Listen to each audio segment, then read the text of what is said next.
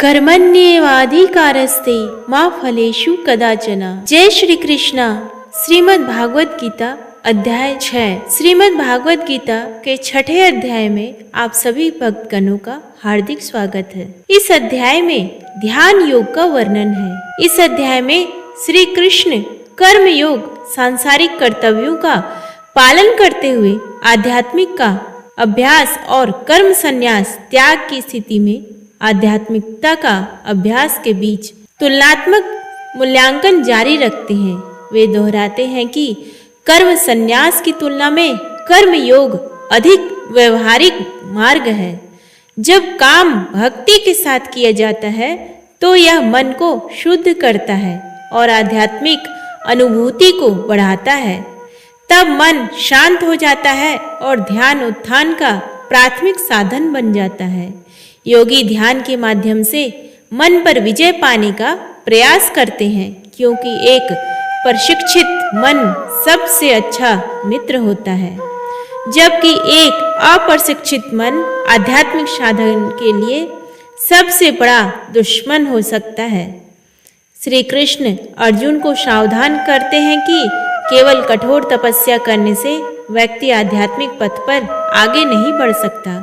इसलिए भोजन, नींद, काम, मनोरंजन आदि जैसी बुनियादी आवश्यकताओं में भी संयम बनाए रखना चाहिए। इसके बाद श्री कृष्ण योग साधना या मन को ईश्वर से जोड़ने की आध्यात्मिक प्रक्रिया के बारे में बताते हैं। वे कहते हैं कि जिस प्रकार हवा रहित स्थान पर दीपक नहीं बुझता, उसी प्रकार साधक को ध्यान में अपने मन को स्थिर रखने का अभ्यास करना चाहिए। वे इस बात से सहमत है कि मन को नियंत्रित करना कठिन है, लेकिन अभ्यास और वैराग्य से इसे नियंत्रित किया जा सकता है। इसलिए जब भी यह भटकता है तो इसे वापस लाना चाहिए और ईश्वर पर ध्यान केंद्रित करना चाहिए। तब मन शुद्ध हो जाता है और पारलौकिकता या समाधि में स्थापित हो जाता है, जो एक आनंदमय अवस्था है जहाँ व्यक्ति अनंत दिव्य आनंद का अनुभव करता है। अर्जुन पूछते हैं कि उन आध्यात्मिक साधकों का क्या होता है जो अपनी यात्रा शुरू तो करते हैं, लेकिन अस्थिर मन के कारण वे अपने लक्ष्य तक नहीं पहुंच पाते।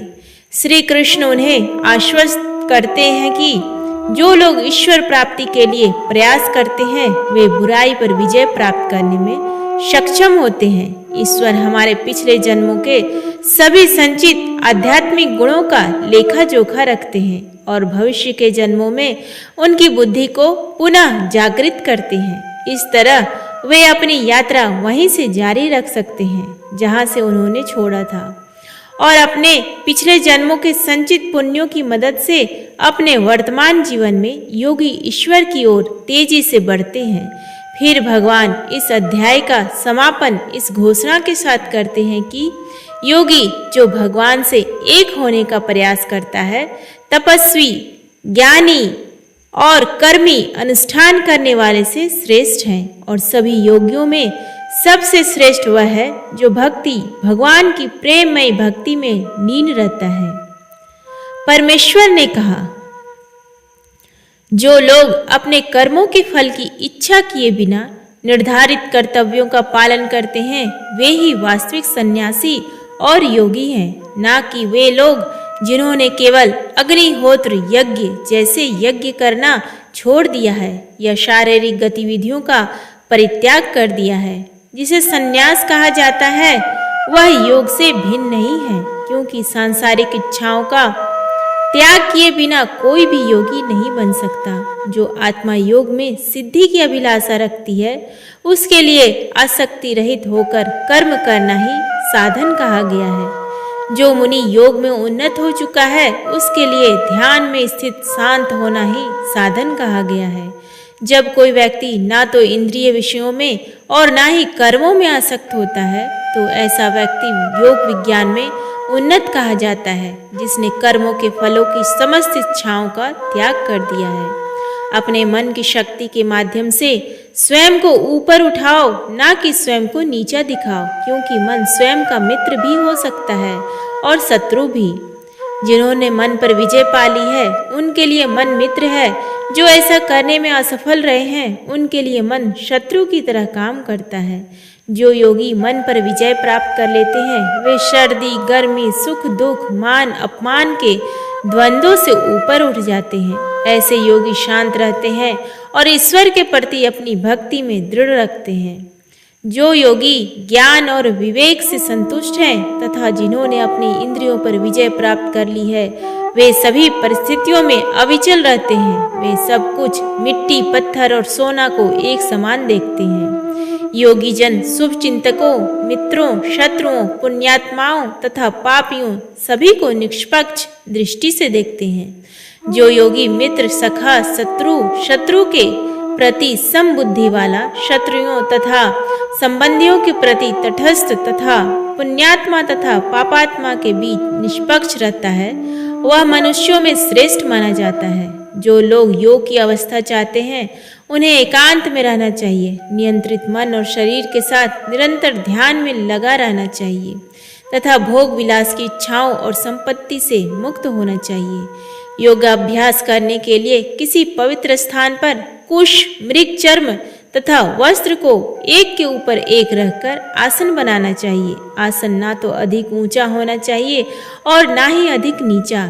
इस आसन पर दृढ़ता से बैठकर योगी को अपने मन को एकाग्रचित्त होकर ध्यान में केंद्रित करके सभी विचारों और गतिविधियों को नियंत्रित करके शुद्ध करने का प्रयास करना चाहिए। उसे शरीर, गर्दन और सिर को एक सीधी रेखा में मजबूती से पकड़ना चाहिए और आंखों को इधर उधर भटकने ना देते हुए नाक की नोक पर ध्यान केंद्रित करना चाहिए। इस प्रकार शांत, निर्भय और अविचल मन से तथा ब्रह्मचर्य व्रत में दृढ़ रहकर सतर्क योगी को चाहिए कि वह मुझ में ही ध्यान करे और मुझे ही अपना परम लक्ष्य समझे। इस प्रकार मन को निरंतर मुझ में लीन रखता हुआ संयमित मन वाला योगी निर्वाण प्राप्त करता है और परम शांति में मुझ में स्थित रहता है। हे अर्जुन, जो लोग बहुत अधिक या बहुत कम खाते हैं, बहुत अधिक या बहुत कम सोते हैं, वे योग में सफलता प्राप्त नहीं कर सकते। लेकिन जो लोग खान पान और मनोरंजन में संयम रखते हैं, काम में संतुलित रहते हैं और नींद में नियमितता रखते हैं, वे योगाभ्यास करके सभी दुखों को कम कर सकते हैं। पूर्ण अनुशासन के साथ वे मन को स्वार्थी लालसाओं से हटाकर उसे आत्म कल्याण पर केंद्रित करना सीखते हैं। ऐसे व्यक्तियों को योग में स्थित कहा जाता है तथा वे इंद्रियों की सभी लालसाओं से मुक्त होते हैं। जिस प्रकार वायु रहित स्थान में दीपक नहीं टिमटिमाता, उसी प्रकार योगी का अनुशासित मन परमात्मा के ध्यान में स्थिर रहता है। जब योगाभ्यास द्वारा भौतिक कार्यों से संयमित मन शांत हो जाता है, तब योगी शुद्ध मन के माध्यम से आत्मा को देखने में सक्षम हो जाता है और वह आंतरिक आनंद में रमण करता है। योग की उस आनंदमय अवस्था में जिसे समाधि कहते हैं, मनुष्य परम असीम दिव्य आनंद का अनुभव करता है और इस अवस्था में स्थित होकर मनुष्य कभी भी शाश्वत सत्य से विचलित नहीं होता। उस स्थिति को प्राप्त कर लेने पर मनुष्य किसी भी उपलब्धि को बड़ा नहीं समझता। इस प्रकार स्थित होकर मनुष्य बड़ी से बड़ी विपत्ति में भी विचलित नहीं होता। दुख से वियोग की उस अवस्था को योग कहते हैं। इस योग का अभ्यास निराशा से मुक्त होकर दृढ़ निश्चय के साथ करना चाहिए। संसार के विचारों से उत्पन्न होने वाली समस्त इच्छाओं का पूर्णतया त्याग करके मन द्वारा इंद्रियों को सब ओर से रोक लेना चाहिए। बुद्धि से दृढ़ता होने पर धीरे धीरे मन केवल भगवान में ही स्थिर हो जाएगा और अन्य किसी विषय में विचार नहीं करेगा। जब भी और जहाँ भी मन अशांत और अस्थिर हो, उसे वापस लाना चाहिए और निरंतर ईश्वर पर ध्यान केंद्रित करना चाहिए। महान दिव्य सुख उस योगी को प्राप्त होता है जिसका मन शांत है, जिसकी वासनाएं वश में है, जो पाप रहित है तथा जो सब कुछ को ईश्वर को जोड़कर देखता है। इस प्रकार आत्म संयमी योगी स्वयं को ईश्वर के साथ एक कर लेता है, भौतिक कल्मश से मुक्त हो जाता है तथा परमात्मा के साथ निरंतर संपर्क में रहकर पूर्ण सुख की सर्वोच्च अवस्था को प्राप्त करता है।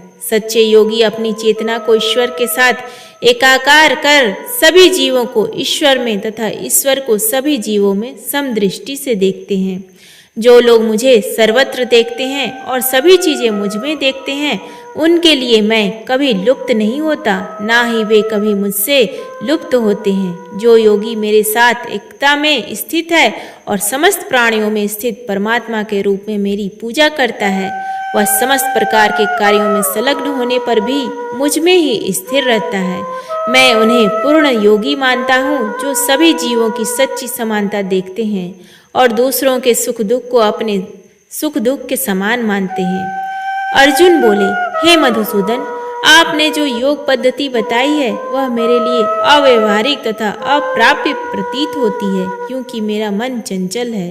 हे कृष्ण, मन बड़ा चंचल, अशांत, बलवान और हठी है।